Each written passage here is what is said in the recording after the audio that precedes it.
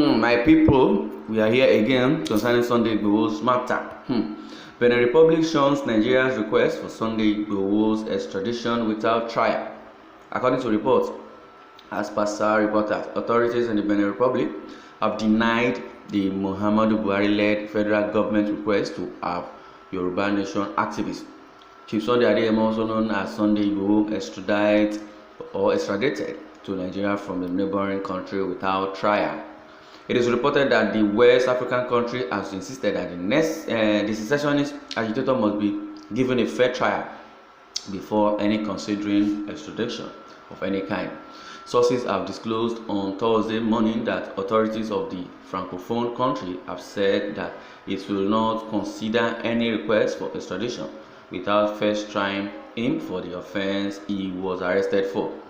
Recall that Igboho and his wife were both apprehended at Kajeun Airport in Cotonou on Monday night while attempting to travel to Germany. It has been written here, trying to flee. Flee how? You understand? The word flee is more like somebody is running away or escaping to where?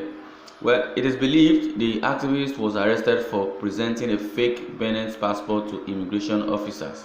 According to sources, he will be tried in a Benin Republic court for breach of immigration laws later on Thursday, thus truncating the efforts of the Buhari administration to bring him back to Nigeria.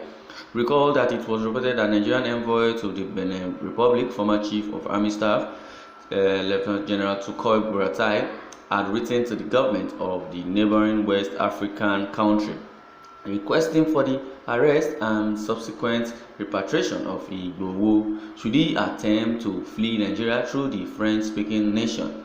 It was gathered that Buratai wrote two letters, the first dated July 7. In the letter, the former Chief of Army Staff described Sunday Igboho as a murderer and a terrorist, insisting on his arrest and immediate extradition when found. Sources have also disclosed that Igboho's legal team in Nigeria have employed the services of a top-notch Benin defense attorney. The lawyer Raphael Uveno is said to be the current Attorney General to the President of the Benin Republic, Patrice Talon. According to sources, Sunday Igboho, who has given a statement to the police, will be taken to court on Thursday and might be granted bail in the process. The Yoruba Nation activist travels began when his Ibadan home was raided in the early hours of Thursday, July 1st, by operatives of the Department of State Services (DSS). The raid led to the death of two of Igboho's associates, while 13 others were arrested. The DSS, who accused the activists of stockpiling weapons to start a violent insurrection against the Nigerian state, declared him wanted. The raid occurred just 2 days to the Yoruba Nation mega rally, which was scheduled to take place in Lagos. Okay, let me bring you back to this place that I read that says the DSS, who accused Sunday Igboho of stockpiling weapons to start a violent insurrection against the Nigerian state. They now declared him wanted. Okay, let's assume that Sunday Igboho really, was stockpiling weapons to fight the government of the country, but he has not started fighting. It's just like it's speculation. You're assuming that he is stockpiling. It's like somebody is preparing for something. If, for instance, now somebody is preparing to go and steal a meat, he's still preparing. He has not stolen the meat. He has not stolen the meat and is yet to carry out the action. Until that person has carried out the action, you can prove that person guilty of what accused or whatever accused you might have accused that person.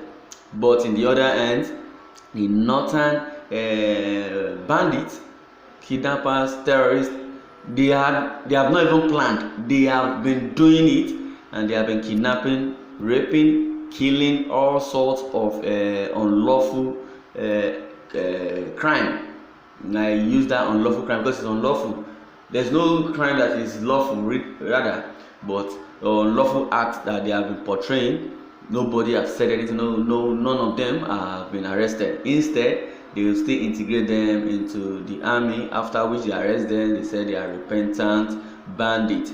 But this Sunday Igboho and Nnamdi Kanu are just freedom fighters, if we may call it, or a self-determinant.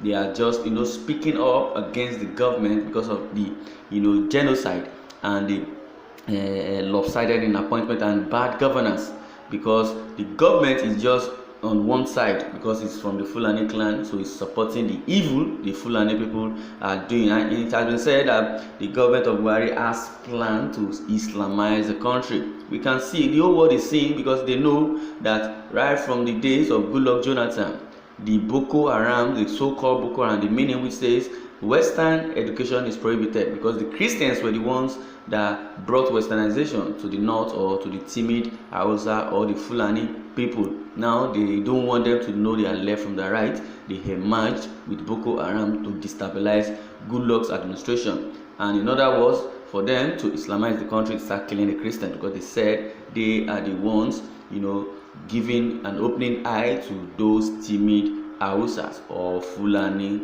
if you may recall. Well, so many comments and reactions have been trailing towards this. Someone says the mistakes that Sunday Igboho made was that, first, he kept all his traveling documents at home where he lives. Second, he was sleeping in the house at night where everyone knows him with. Yes, no warrior does that. He should have kept his documents somewhere outside that house, and also secretly not sleeping in that house at night. Just sneak out secretly and at nightfall, okay, so to someone else without announcement. That's the way of a warrior. It would have been easy for him to fly to any country of his choice, since he had a visa of some of those countries. Well, that's what he should have done, really. Well, it's just an eye-opener. He so much rely on his juju to alert him and to also make him disappear. He thinks he's the only person with juju, so let the mumu that were hailing him to come to his rescue if they can. Yes, everybody would not support one entity. They will have different opinion, different kinds. Yes, this person has already said his own. He said, yes, he knows so much.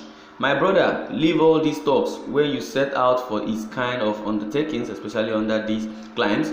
The Buhari-led administration that can go to ridiculous ends to shut concerned individuals out, but are pampering the terrorists, killers, herders who have committed worse crimes against nations and humanity. Just sign your death warrant. It's very unfortunate. That's the situation we found ourselves. Now, people have been lamenting, how did we get here in the first place? How did we get to this point in Nigeria?